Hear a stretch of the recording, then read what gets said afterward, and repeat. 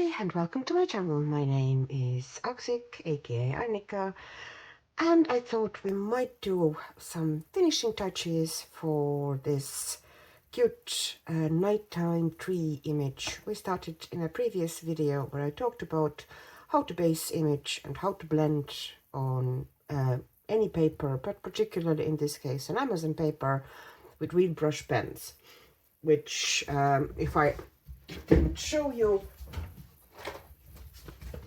had to get up and come back, are these pens that have a brush nib. Literally there's bristles and they are very flexible. I don't know if you can see it like this.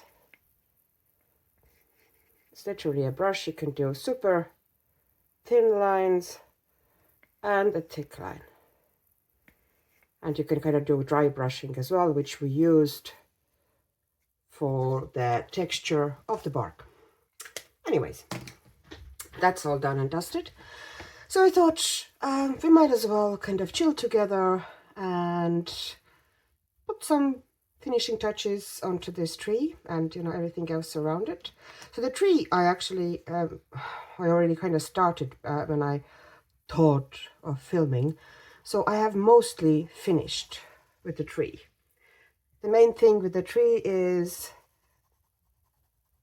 that I used my good old Brutfuner black, which comes in a pack of 12, and that pack of 12 costs, I think, a couple of euros, something like 2.50. They're available on Amazon and Temu and possible. I'm not sure about Amazon actually, but definitely Temu, Shein, and AliExpress, all of these. And it's kind of a layering black. Layering black that is kind of fairly transparent, which means it just darkens the colors and it doesn't totally take away, you know, totally blacken the image. So it's very good for giving deep shadows without making everything look flat and black. And one of my fantastic viewers who has given me so much good feedback and also new information, Waymeyer01, mentioned to me that, you know, actually polychromos black is just as good and probably better, and that is true, and it's available also in open stock. So, you know, if your finance is stretched to polychromos black, then yeah, that does even better job. But I can't fault these Brutfuner blacks. They are very decent. So basically what I'm doing is, you know, I'm kind of finding the spots that are dark already and I'm deepening them and I'm kind of blending it upwards to kind of make it a bit more polished. Well, we don't want to take the texture away or totally change. And I kind of see a face here. I don't know if you can. I did it by total accident, but I kind of see a mouth here and an eye and an ear. So, okay. So I thought I might kind of, for funsies, emphasize it slightly. So I'm going to take Prisma White, which is always next to me anyway. And I'm going to give that a bit of highlight here, so this crack will actually stand out even more. And I'm going to put white, you know, some, mostly I already did, but I'm going to emphasize some of them a bit more. I put some white into the highlighted areas to create more interest and texture and contrast. Any texture on a tree that is so close to the viewer is welcome. But it still needs to be pretty dark because, remember, this is now nighttime scene here. So it can't be vibrant, warm, bark with very few shadows, because you should be, you know, barely able to see any texture here, but you know, we still put something in, because it, you know, kind of pretended that this moonlight coming from the back there is totally enough. So that's like, because most of the work was already done, I'm not bothered, you know, putting much more in. So I've also kind of tidied up the reflected light from the moonlight here. So like this, I put some in extra just to kind of smooth it out a bit. Maybe add a little bit here, or there might be some. And this is Brutfuner Macaron set. It's basically pastel colored and muted colors.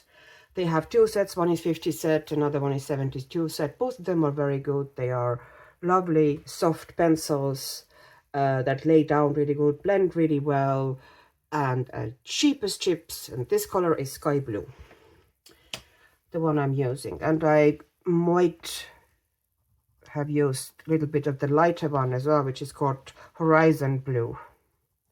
But I will use that in a second. So what I'm going to do next is that the moon there, the light around it, I'm going to put some extra white Prismacolor around it. I don't know, I should probably bring it you a bit closer so you see better. So I'm going to put a little bit of extra white around this image here. So, sorry, the moon here. Just to make the glow a bit more intense. And then I'm going to go in with that Horizon Blue from Brutfuner set. And from what I know, if you have Holbein pastel pencil set, I think Brutfuner nicked pretty much the names and most of the kind of, they tried to copy the colors from that set as well. So if you have that set, you might be able to pull the same colors from Horizon set.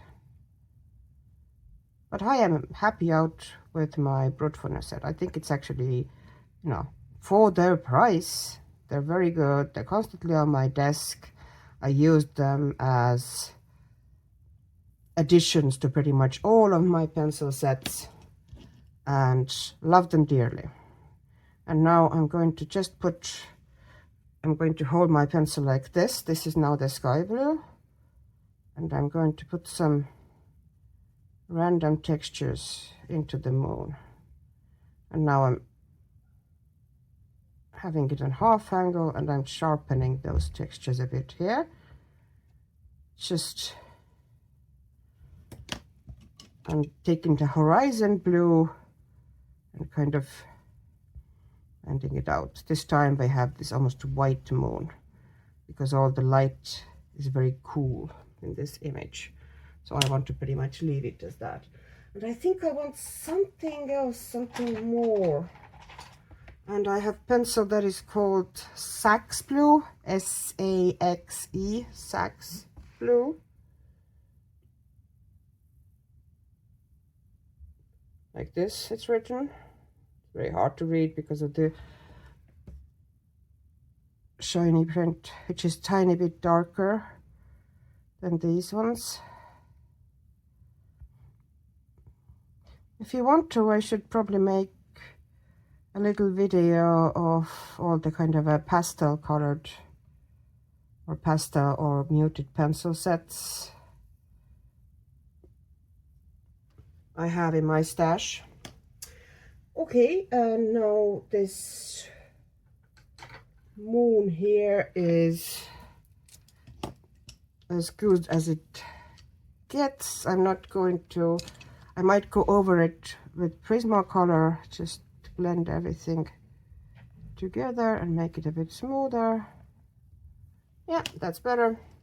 And I'm going to give a bit of that sky blue to the edges as well, just to kind of smooth it out a bit.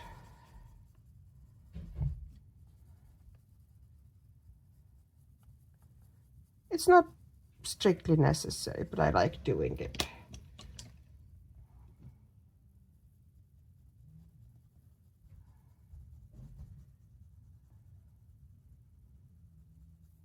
This is such a personal thing, you know, how much you want to add the pencil, you know, how much extra shading you want to put down. Technically, you know, you don't really need it badly at all here, but it does add some if you use it. So I think it's a bit better now. So I'm going to do the good old acrylic marker. This one is by Arrtx. Does it work? Good idea to test before I go into the image. And this one now, very gentle touch, because that's going to be in a way harsher white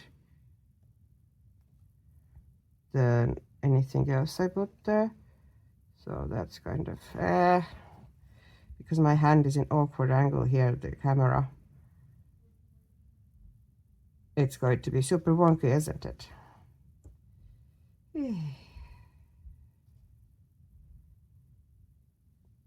Okay, well, I've done worse, but it kind of lifted it instantly, and the glow is now justified because you have that sharp white highlight around it. Okay, let's move on from the moon and move on to the water. Here I have started a little bit as well, so I put kind of a blend down, and now what I'm doing, but the blend had the traces of the ripples put down already. So what I'm doing here, I'm using that the same kind of a transparent black again, because it is very dark, the water. It's nighttime, the sky is dark, and pretty much that sky is mostly going to be in the water, but the moonlight and the light is showing some ripples, visible ripples onto the water. So I'm now creating those ripples again. I'm putting some darks in, bringing them in. This is for some reason here, and I'm not going to go super detailed with it. You know, we could, but we won't. Darkening the waterline here, also, because there's going to be shadow there. No, I'm just creating those hints of the ripples. I will do very few of really strong colored ripples,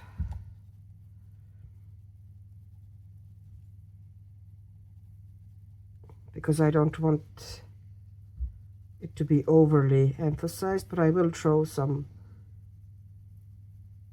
stronger whites here as well. So next thing I'm going to do, I'm going to take my white Prisma again, and I'm going to, okay, in this case, kind of like dollar is better. So I'm putting down the wax white, and because there's no pencil underneath, you actually get it showing here on the paper very well. I think that didn't go exactly where I wanted. Okay, I need to make it a bit, so you can see I'm just bringing out the little bits of water where it is moving and the top of the water is catching the reflections, or you know, the light from the moon. So I'm not gonna do it awfully, but here I'm just going to darken with pencils a little bit, because it's not gonna have the same colors, because those trees and the ground are actually obscuring, and there's no moon reflection here, but it will be here. Okay, and not too much here, because there will be less reflections in this area, but a little bit. I won't put any sharp ones there at all. Okay, and just some extra strong. Okay, and smooth it out a bit because we don't really want it to look like pencil traces. Okay, and now we need to find what are we going to use as the highlight here. I don't want to be very harsh. Okay, I'm trying white Pitt pen. It's India ink, white India ink. So we'll see what that does. Because, as I said, I don't really want to go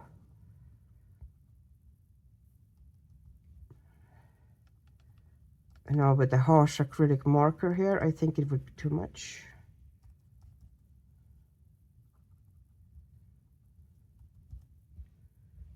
Yeah, that actually does work. And because of the brush tip, you can do this squiggle motion that gives best natural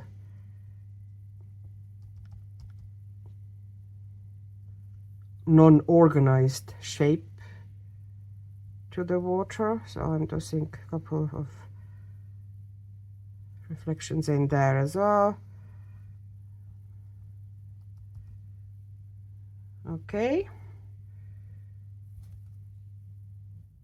and I'm tapping down with my finger to take away if I feel that it's too white. I think we should work a little bit at the top there, and just some bit of pencil work, but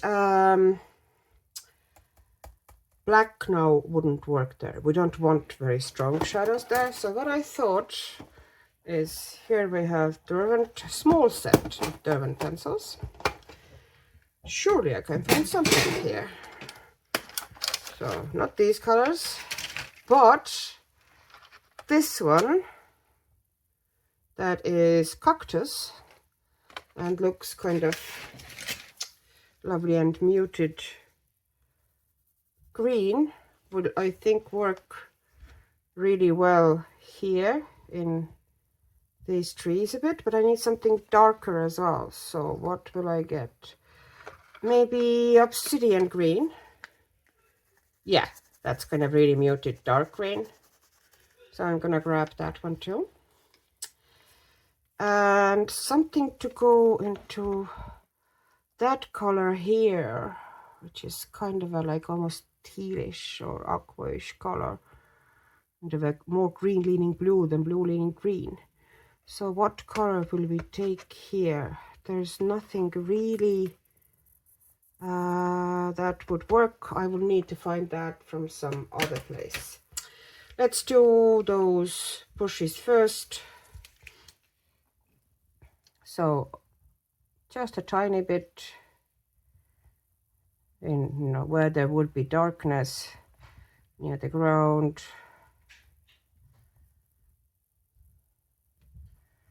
And very sparing where it's, kind of like long distance.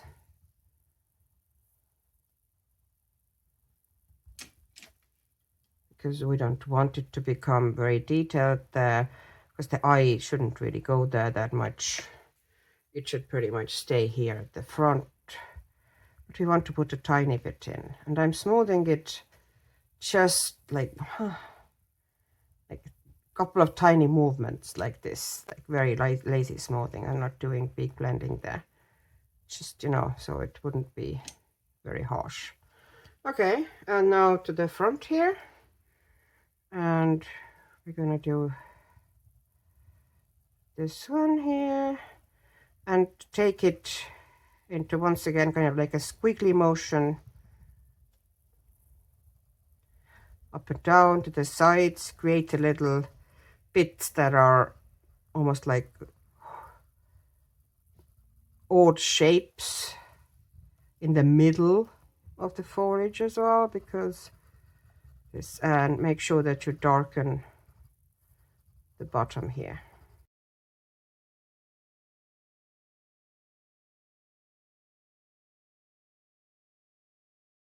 And we're taking the cactus,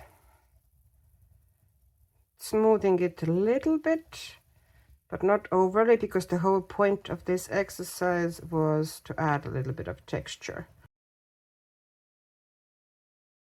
And now we're gonna grab white and just the tips someplace here. Just add a little bit of white here and there.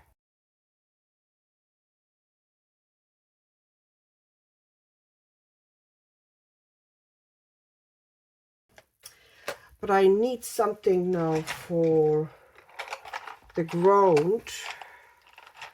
And let's see if I have anything here. I have my Brutfuners like this. Will any of those work for me? See, this one might fit, yeah. And I'm going to add a little bit of this sky mist that would give a bit of a color variation there as well. So let's see how this is going to work out for us.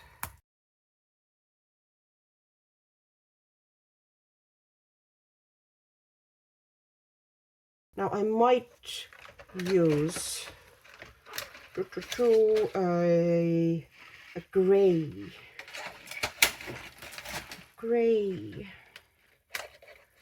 I have this kind of a purplish gray that is called lavender ash in Chromaflow.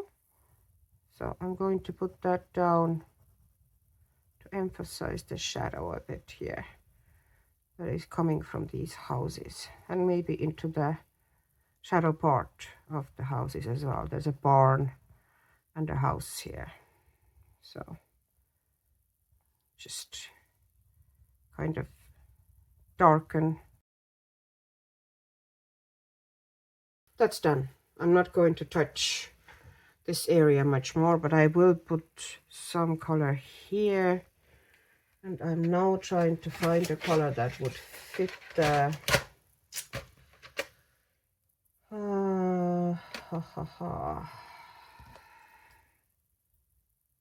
Okay, we have this one. I'm going to put the same obsidian green here that I already used for shading here,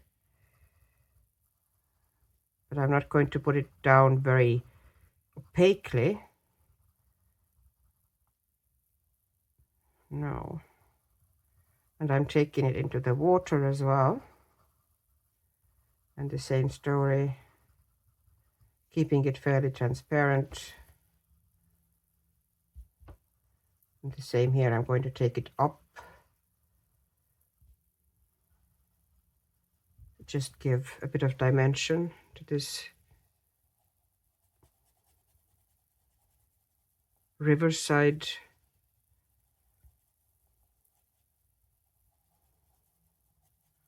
And taking it into the water a little bit. And now taking these two colors also into the water, because they would kind of slightly reflect. Because I want to put them on the top here as well. And let's throw some moonlight onto the tops here as well, so we could kind of throw that reflection into the water.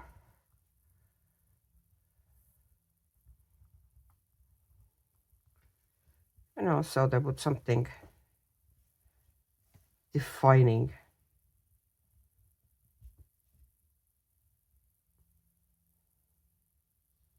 Okay, and a little bit here in the water. So this is reflecting into the water a tiny bit.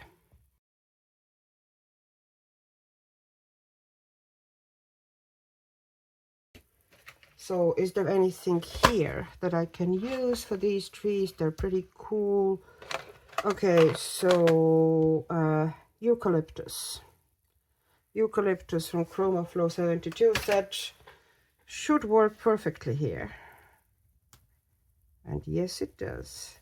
But to be honest, here I should put down black first, because it's so dark in certain parts here that it should be totally almost no color invisible. Like you can see here now how it, okay, I wasn't in the frame very well. Here, so there are some parts that are so dark that you're better off putting down transparent black and then going on top with that cold blue-green.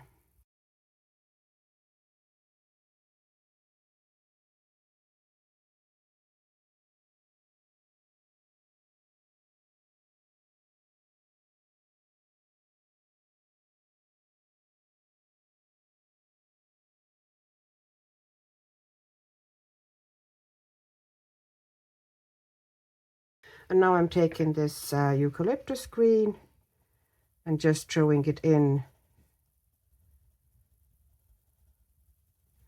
And I can always, you know, kind of, in some areas, I just hold it like this sideways.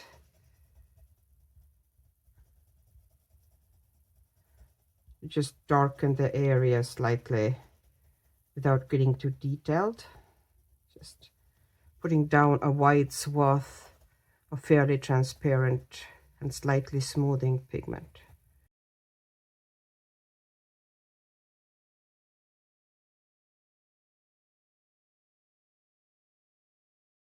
And once again, white Prismacolor, and just emphasizing some spots like this.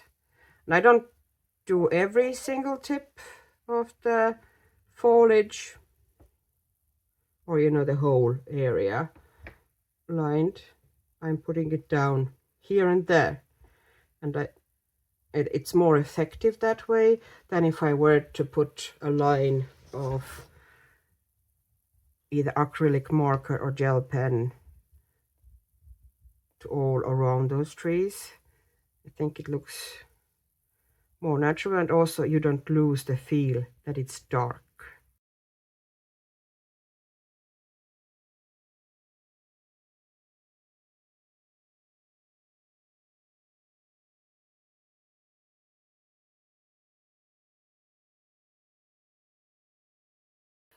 The petals.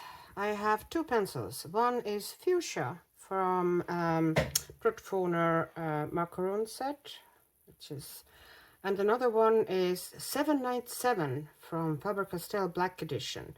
I think it's also in the neon set, because I'm pretty sure that it's a neon pencil, but it'll work very nice in these flowers. So what I'm going to do with the fuchsia first is that I want to keep them very light. I don't want to go overboard and suddenly make them darker than I intended to. So this is as dark as I'm going to go. This is fuchsia. That is what I'm using as kind of a shadow color. So I'm going to put it down.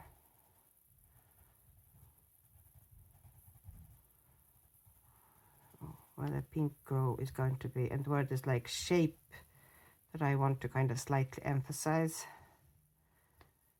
on the petals, like here I want to put some down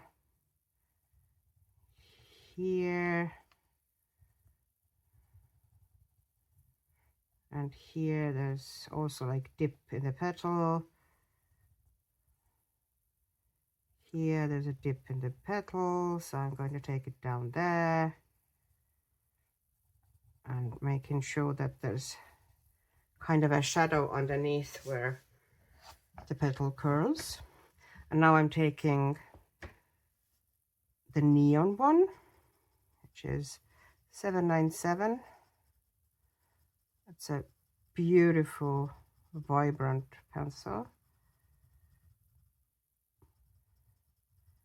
Faber-Castell Black Edition. It's one of my favorite pencil sets. They are, at least in the UK and Irish market, they are fairly budget. I understand that it might not be in the States. I should actually have to check if it's, you know, how much it costs in the US. But here, they're very good price and they are fantastic pencils.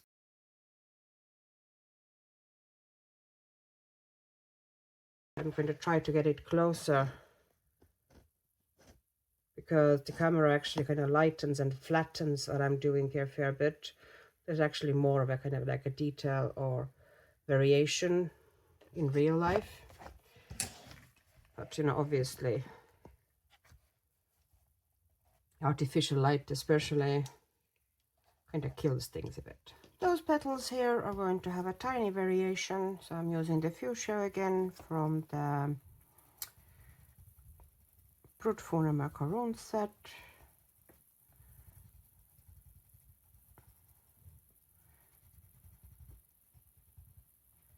Just a little bit where the petals would be the darkest, essentially just shaping the petals a little bit.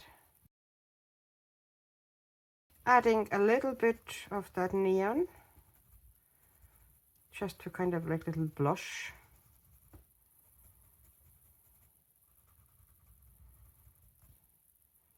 Bringing it out from the fuchsia. Okay, and here this is called Sun Yellow. That is Chromaflow again. And I'm just putting it down in the light area. I'm not going to take it into the pink, because if I do, we're going to get much warmer, kind of an orange tone there. And I don't want that. I pretty much just want the yellow next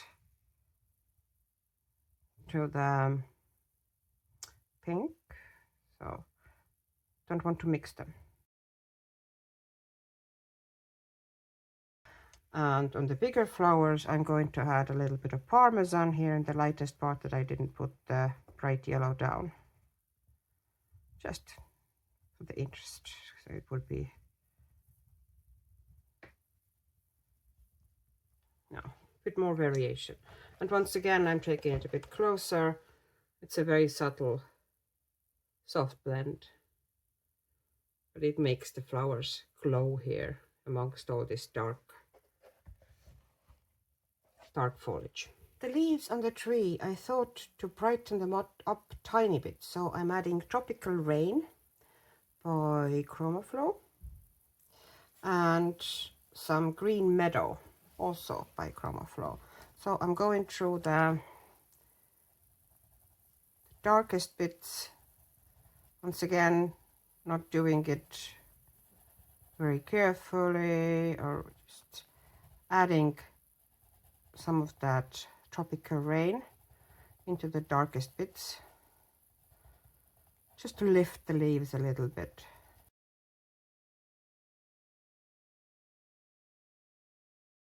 And that has already brightened things up for a bit.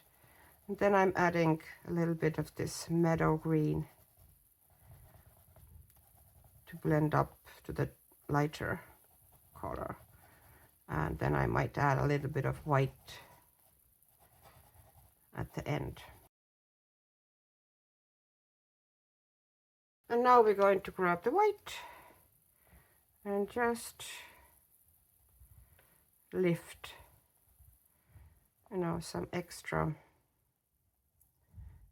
highlight.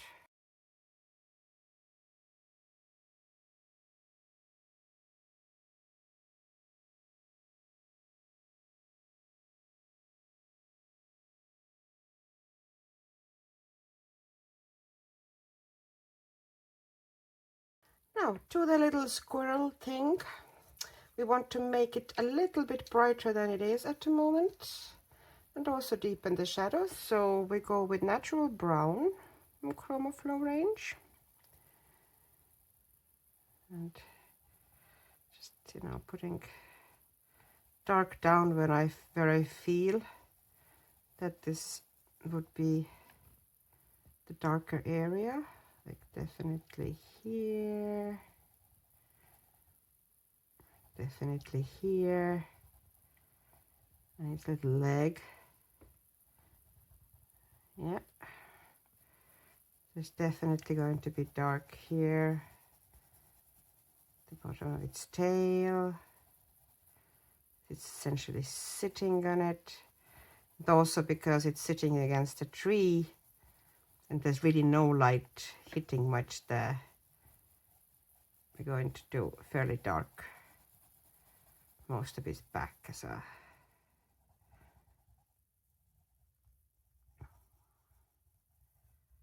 And this under his knee, bringing it up. Okay. And a little bit maybe, yeah, here as well. Okay. And maybe this bit here. Okay. And next color we're going to take is Redwood by also Chromaflow. Going over the natural brown with the redwood because I want this kind of a reddish.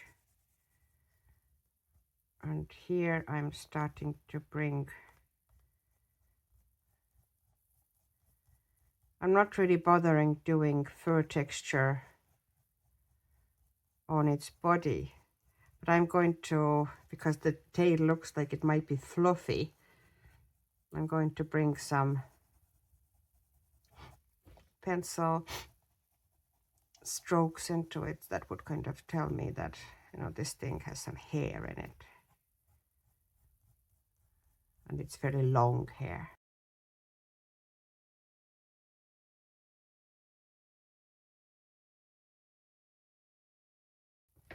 And the next color now is probably the brightest of the lot, it's Autumn Blaze, which is essentially a kind of a burnt orange type of a tone. So I'm going over everything that is already shaded with that one again. And everything is going to warm up considerably. And I'm going to do the strokes here again, trying to follow the curve of the tail, you know, how it sits here. Okay, and here. And taking it upwards, so it would now play on its own as well.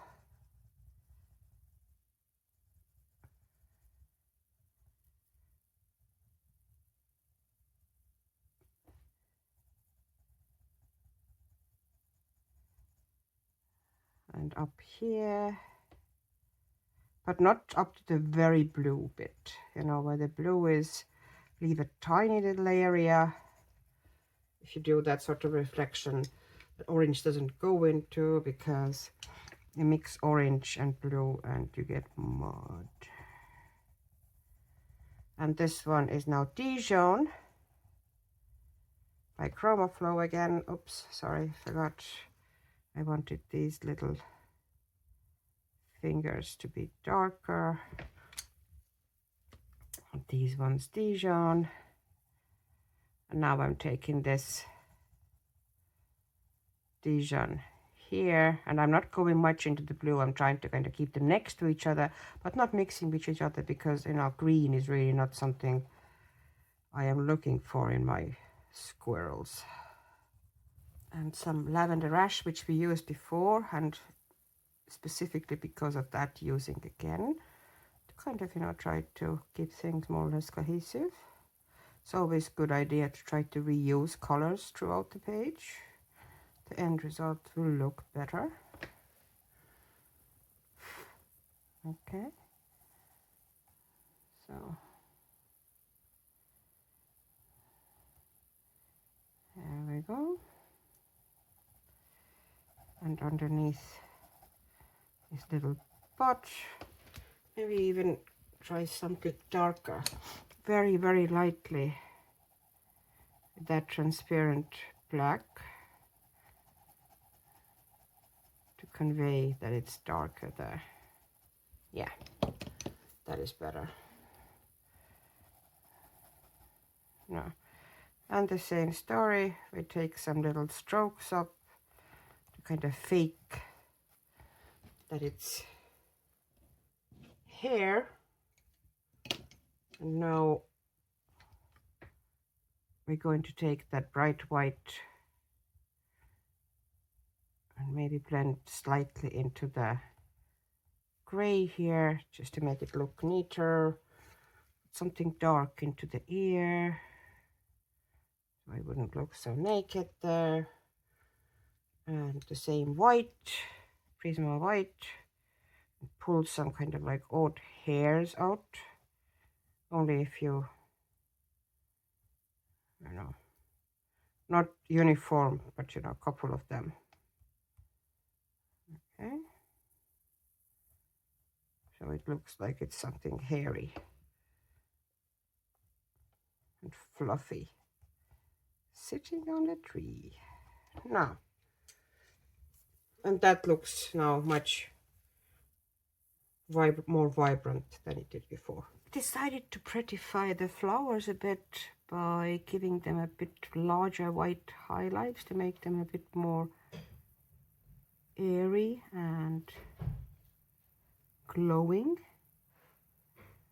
So I'm using Simtap white brush marker, which I find very good for that sort of a job, because I don't want distinctive white line around those flowers. I just want to put white into certain areas, and brush is the best way to do that. And what you know, this thing has an inbuilt brush. And occasionally it's a good idea to shake it to make sure that the ink stays bright. And you know, you see right away after shaking, when you come back, how much brighter it is. And if I feel that I put too much, just pushing my finger. No.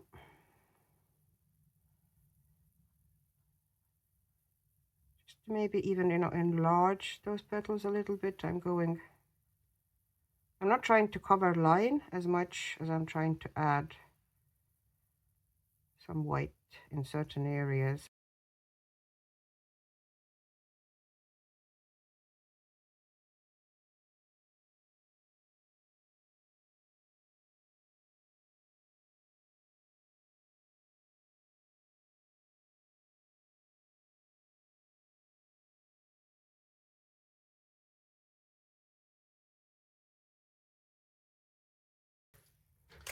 I have this soft cream marker by GuangNa that I'm using instead of white here, but I'm essentially doing the same thing. I'm enlarging the petal a bit and making it more glow and stand out more.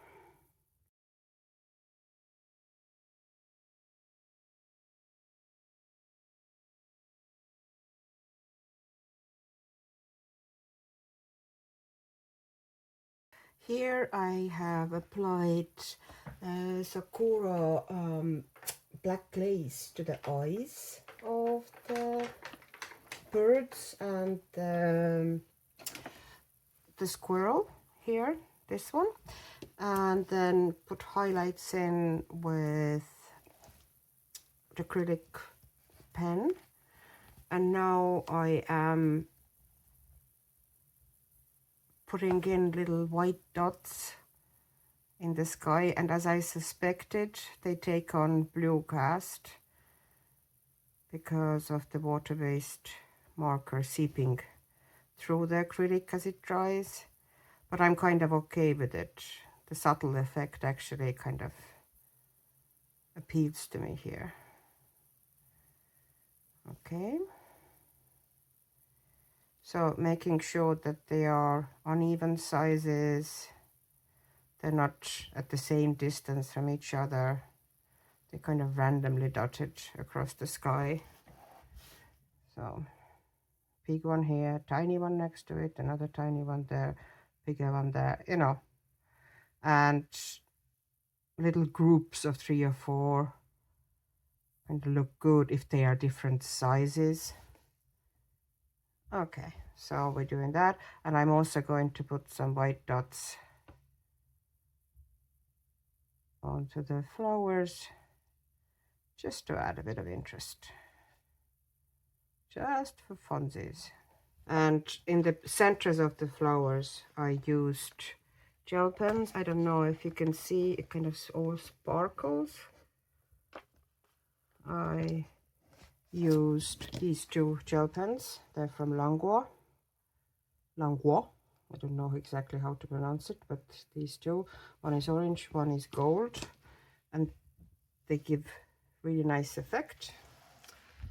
And go into the bottom and maybe putting some little dots into the flowers here as well.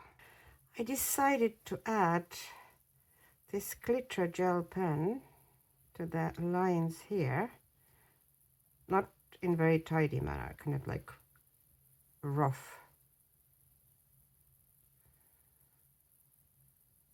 just for the fun of it.